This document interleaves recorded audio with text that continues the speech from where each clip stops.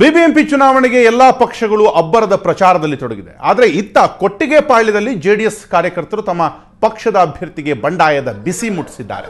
Kottigepalya ward 73ರ JDS ಅಭ್ಯರ್ಥಿ ಪ್ರಕಾಶ್ ಕಾರ್ಯಕರ್ತರ ತಮ್ಮ ಸಮಸ್ಯೆಗಳಿಗೆ ಸ್ಪಂದಿಸಿಲ್ಲ ಅಂತ ಜೆಡಿಎಸ್ ಕಾರ್ಯಕರ್ತರು ಆರೋಪಿಸಿದ್ದಾರೆ. ಜೊತೆಗೆ ಕಾಂಗ್ರೆಸ್ ಶಾಲು ಹಾಕಿಕೊಂಡು ಜೆಡಿಎಸ್ ಕಾರ್ಯಕರ್ತರು ಕಾಂಗ್ರೆಸ್ ಅಭ್ಯರ್ಥಿ ಮೋಹನ್ ಪರ ಪ್ರಚಾರ ನಡೆಸಿದ್ದಾರೆ. ವಾರ್ಡ್ ನಂಬರ್ 73 ಏನಿದೆ ಈ ಒಂದು ಭಾಗದ ಎಲ್ಲ ಬಹುತೇಕ ಜನತಾದಳದ ಎಲ್ಲ ನಮ್ಮ ಯುವ ಮುಖಂಡರು ಹಿರಿಯರು ಎಲ್ಲರೂ ಕಾಂಗ್ರೆಸ್ ಪಕ್ಷಕ್ಕೆ ಸೇರ್ಪಡೆಯಾಗಿ ಇವತ್ತಿನ ದಿನ ನನಗೆ ಅತಿ ಹೆಚ್ಚಿನ ರೀತಿಯಲ್ಲಿ ನನಗೆ ಸಪೋರ್ಟ್ ಕೊಡ್ತಾ ಇದ್ದಾರೆ. ನಾನು ಈ ಭಾಗದಲ್ಲಿ ಸುಮಾರು 10-15 ವರ್ಷದಿಂದ ಈ ಭಾಗದಲ್ಲಿ ನಾನು ಕಾಂಗ್ರೆಸ್ ಕಾರ್ಯಕರ್ತನಾಗಿ ನನ್ನ ಕೈಲಾದಂಥ ಸೇವೆಗಳನ್ನ ನಮ್ಮ ಜನಪ್ರಿಯ ಮುಖ್ಯಮಂತ್ರಿಗಳಾದ ಸಿದ್ದರಾಮಯ್ಯನವರ ಏನು ಇವತ್ತಿನ ದಿನ ಕರ್ನಾಟಕ ಸರ್ಕಾರ ಕೊಟ್ಟಂತ ಅನುದಾನಗಳ ಬಗ್ಗೆ ಹಲವಾರು ಕಾರ್ಯಕ್ರಮಗಳನ್ನ ಈ ಭಾಗದಲ್ಲಿ ನಾವು ಮಾಡ್ಕೊಂಬತ್ತಾ ಇದ್ದೀವಿ.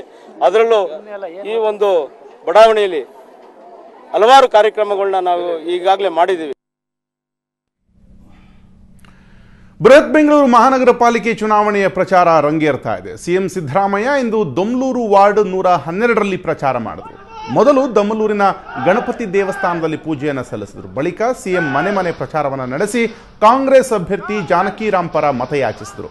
ಸಿಎಂ ಸಿದ್ದರಾಮಯ್ಯಗೆ ಸಚಿವ ಶಿವರಾಜ್ ತಂಗಡಗಿ, ಶಾಸಕ ಹ್ಯಾರಿಸ್, ಐವಾನ್ ಡಿಸೋಜಾ ಸಾಥ್ ನೀಡಿದರು.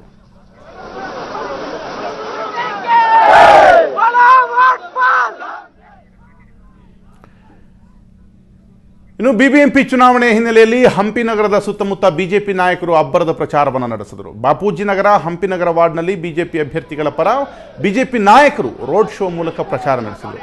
ಕೇಂದ್ರ ಸಚಿವ ಅನಂತ್ ಕುಮಾರ್, ಮಾಜಿ ಡಿಸಿಎಂ ಆರ್ ಅಶೋಕ್ ಪಕ್ಷದ ಅಭ್ಯರ್ಥಿಗಳ ಪರ ಮತಯಾಚನೆ ಮಾಡಿದರು.